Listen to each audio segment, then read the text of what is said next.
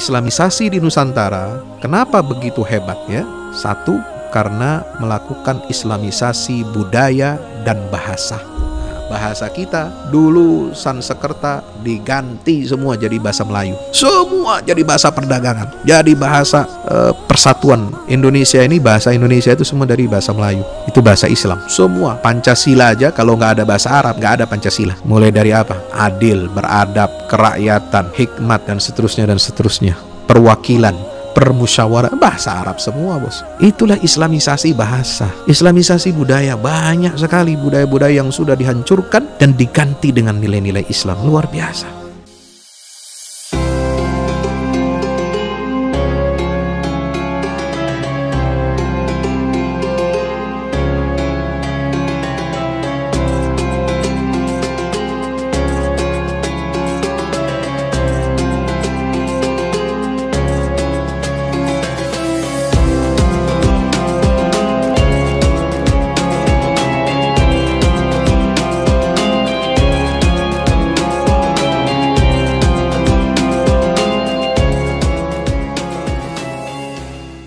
Assalamualaikum Ustaz Fahmi. Waalaikumsalam warahmatullah.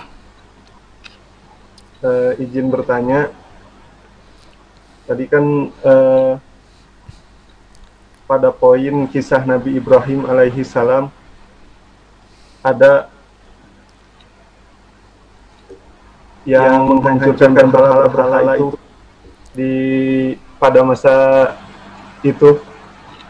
Nah, bagaimana sikap para pendakwah sekarang ketika melihat banyak berhala di mana saja itu di zaman sekarang? Apakah perlu juga harus dihancurkan gitu, seperti di zaman Nabi Ibrahim alaihissalam? Iya. Ya, mungkin itu saja Ustaz pertanyaannya. Jazakallahu khair. Masya Allah. Mantap Ustaz. Baik, soal tadi pertanyaan kalau tidak salah dengar saya. Mohon nanti koreksi kalau salah ya. Saya tangkap bagaimana hukumnya kita melihat berhala-berhala, patung-patung. Kalau dulu Nabi Ibrahim hancurkan, apa kita sekarang main hancurkan berhala yang disembah oleh orang lain atau agama lain? Begini, bismillah, alhamdulillah, salatu wassalamu ala rasulillah wa ala alihi wasahbihi.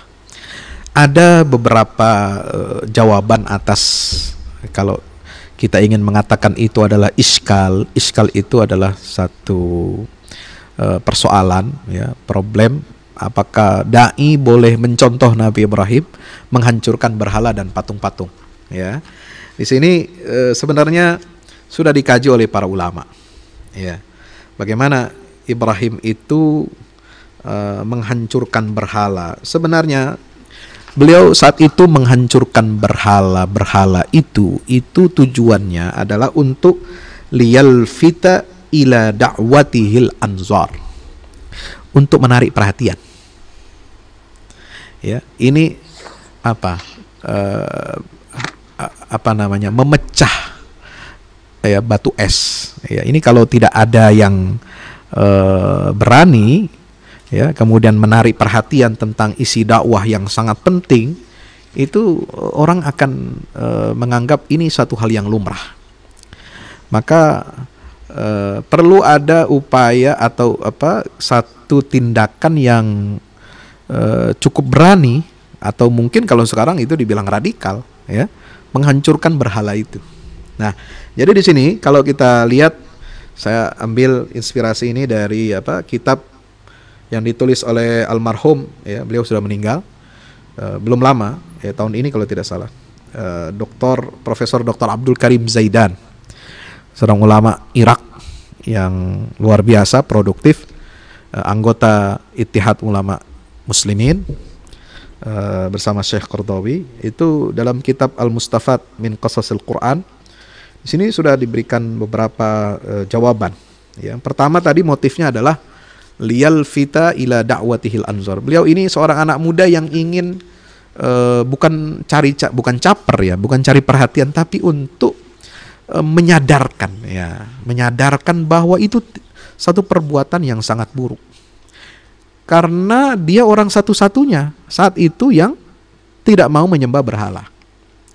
Nah, kalau hanya sekedar dakwah verbal, dia seorang diri, ya nggak akan dianggap.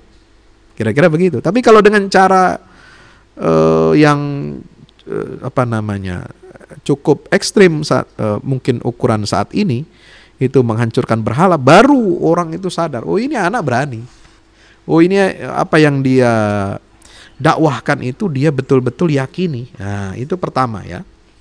Kemudian yang kedua, ya, siapa tadi yang bertanya? Ada jawaban lagi, misalnya, apakah ya menghancurkan berhala itu menjadi uswah bagi para dai di zaman sekarang ini? Ini ada jawabannya, ada beberapa jawaban. Pertama, Allah menceritakan apa yang dilakukan Ibrahim, menghancurkan berhala-berhala itu dan membiarkan satu berhala yang besar tidak dihancurkan. Itu untuk apa? Tanpa ada pengingkaran. Yes. Birraghmi mimma tarattaba 'ala dzalika min ilqa Ibrahim finnar. Itu maksudnya apa? Ya, Allah menceritakan itu tanpa ada pengingkaran. Artinya ya memang itu diizinkan, dibolehkan oleh Allah, yaitu menunjukkan apa? Masyru'iyyatu ma fa'alahu Ibrahim. Ya. Kalau suatu perkara di dalam Al-Qur'an itu dilakukan oleh seorang saleh, oleh seorang nabi tanpa ada pengingkaran dari Allah, ya, maka itu berarti adalah suatu perbuatan yang masyru' atau syar'i. Ya. Nah, itu satu. Yang kedua, dakwah kepada Allah itu adalah jihad di jalannya. Orang yang berdakwah itu berarti dia adalah mujahid di jalan Allah. Seorang mujahid mu'arradun lil qatl awil jarh aw ayyi adza. Ya, itu pasti akan menghadapi berbagai macam ancaman. Kalau enggak bunuh, ya, disiksa atau dilukai. Ya, maka itu seorang yang dalam berdakwah ini dia menerapkan prinsip bagaimana seperti yang disampaikan oleh Rasulullah SAW, bahwasanya pemimpin atau penghulu para syuhada itu adalah Hamzah, ya, dan satu lagi kata Nabi, yaitu orang yang berdiri tegak di hadapan penguasa zalim, lalu dia amar ma'ruf dan nahi mungkar. Dia ajak penguasa zalim itu untuk berbuat baik, dan dia cegah penguasa yang zalim itu dari perbuatan mungkar. Faqatalahu, lalu kemudian ya dibunuh karena dia amar ma'ruf nahi mungkar. Nah, itu menunjukkan apa? Keutamaan seorang dai yang berjuang, ya, sebagai mujahid dakwah, ya. Kemudian ada lagi banyak pendapat di sini, ya. Itu tergantung yang ini kata beliau ini apa? Takdirul maslahati syar'iyyah al-mutarattibah 'alal fi'li alladhi yaqumu bihi ad-da'il muslim al-muhlik awil mu'dhi lahu ay yakuna taqdiru hadhil maslahah bil mawazin syar'iyyah. Jadi ini perkara ijtihad, ya, ya, dan penentuan maslahat tidaknya itu dikembalikan kepada ijtihad, ya, seorang dai, dan itu bukan berarti kita harus sekarang ini langsung main hancurkan, ya, berhala atau patung-patung itu, ya, sebab dalam keadaan kita sekarang tidak diperkenankan hal seperti itu. Bahkan bisa jadi kita akan mendapatkan diancam dengan pasal-pasal, ya, itu termasuk penghinaan atau penodaan agama lain, ya kan, merusak simbol-simbol agama lain itu kan tidak boleh, ya, dalam undang-undang ataupun hukum, baik hukum nasional maupun internasional. Saya kurang tahu hukum di bagian mananya, tetapi itu akan mencederai, akan merusak rajutan kerukunan umat beragama. Jadi karena itu berbeda, ya, apa yang dilakukan Nabi Ibrahim zaman dulu dengan sekarang kondisinya kita berbeda, maka kita sesuai dengan ijtihad kita sekarang, ya, itu kita biarkan, ya, nggak masalah, ya. Bagi kita yang penting itu bukan merobohkan, ya, bukan merobohkan patung, Ya, bagi kita itu adalah merobohkan pondasi keyakinan kenapa orang bisa menyembah patung dan berhala. Ya, dengan begitu, kalau ini sudah tembus secara argumentasi kita kuat dan menang, orang itu akan meninggalkan semua berhala-berhala itu. Nah, kalau saya melihatnya begitu. Sebagaimana dulu, mohon maaf ya, para wali songo itu ketika mendakwahkan Islam, ya, dia nggak suruh, walaupun umat Islam sudah mayoritas atau sudah minimal menyamai populasi Hindu Buddha misalnya di abad ke berapa, 16 ya, itu Pak Wali Songo tidak suruh umat Islam suruh hancurkan candi-candi, ya, baik candi Buddha maupun candi Hindu kan masih ada sampai sekarang itu, ya, Borobudur atau candi Prambanan, ya, dia sebagai situs sejarah nggak masalah, ya, Anda mau kunjungi di sana, ya, Anda mau kunjungi tahu sejarahnya nggak masalah, datang silahkan. Ya, selama kita tidak berniat ibadah datang ke sana, ya kan? Ya, kadang-kadang kita terlalu ada pendapat, ya, saya dengar ya, ada pendapat yang agak kaku. Oh, datang ke tempat candi itu haram. Foto-foto selfie di depannya haram katanya.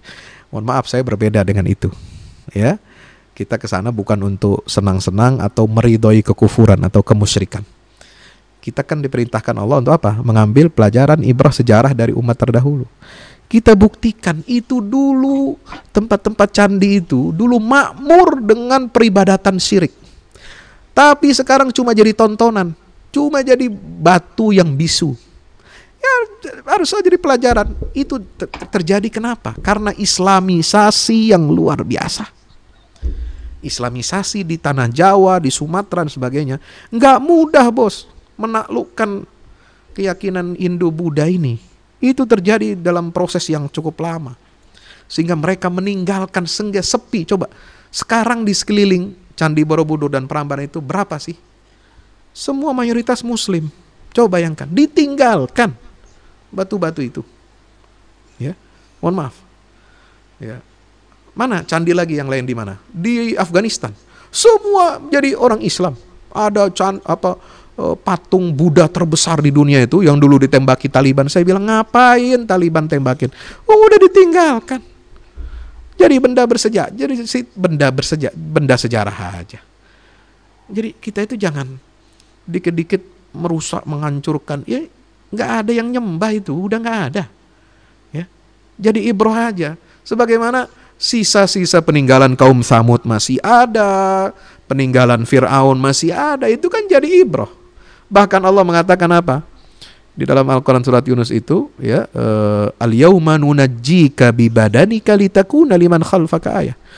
Ya, kami selamatkan tubuhmu wahai Fir'aun, ya, dari kehancuran, ya, tenggelam di dasar laut ini. Apa nggak boleh terus kita foto-foto dengan mumi Fir'aun di Mesir? Ya, ini kan lucu juga kalau ada yang mengharamkan itu. Ya, oh, ayat Al-Quran bilang ini jadi ibrah, pelajaran, kita berfoto di situ untuk jadi pelajaran, untuk belajar. Ya, jangan kita terlalu sempit mengharamkan ini itu dan sebagainya. Ya, jadi berhala-berhala itu nggak ada yang sembah. Ya, inilah kehebatan umat Islam, dia menaklukkan akal pikiran manusia. Islamisasi di Nusantara, kenapa begitu hebat? Ya, satu, karena melakukan islamisasi budaya dan bahasa. Nah, bahasa kita dulu Sansekerta diganti semua jadi bahasa Melayu.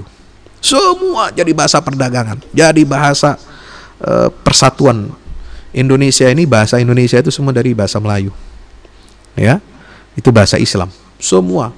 Pancasila aja kalau nggak ada bahasa Arab, nggak ada Pancasila. Mulai dari apa? Adil, beradab, kerakyatan, hikmat, dan seterusnya dan seterusnya. Perwakilan, permusyawarah, bahasa Arab semua, bos. Itulah islamisasi bahasa. Islamisasi budaya, banyak sekali budaya-budaya yang sudah dihancurkan dan diganti dengan nilai-nilai Islam. Luar biasa. Ini kecerdasan. Jadi kita beda masa, beda zaman dengan Nabi Ibrahim, kita ambil spiritnya. Ya, spirit dulu Nabi Ibrahim seorang diri. Dia merobohkan berhala secara fisik. Tapi juga ingat, Ibrahim bukan hanya merobohkan berhala, tapi juga berargumentasi, debat. Ya, secara ilmiah. Nah, itu yang kita ambil juga spiritnya. Jadi merobohkan, kita ambil kombinasi dari dua peristiwa yang dialami Ibrahim itu. Merobohkan kemusyrikan bukan hanya secara fisik, tapi juga harus menembus ke dalam hati, menembus ke dalam akal fikiran, ya, maka islamisasi akan berjaya. Wallahu a'lam. Syukran jazakumullah khair Ustaz atas penjelasannya sangat memberikan pencerahannya. Jadi intinya adalah Nabi Ibrahim bukan semena-mena untuk menghancurkan berhala, tapi ingin menyadarkan bahwa esensi dakwah itu perlu memang untuk diperhatikan. Begitu kurang lebih Ustaz ya. Ya.